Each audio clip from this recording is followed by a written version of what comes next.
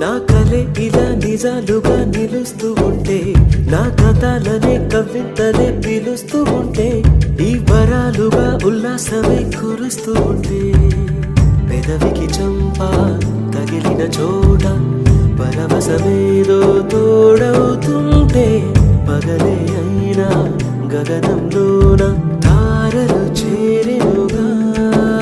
నిజంగా నేనేనా ఇలా నీ జలలో ఉన్నా? ఇదంతా ప్రేమేనా? ఎన్నో వింతలు చూస్తున్నా ఎదలో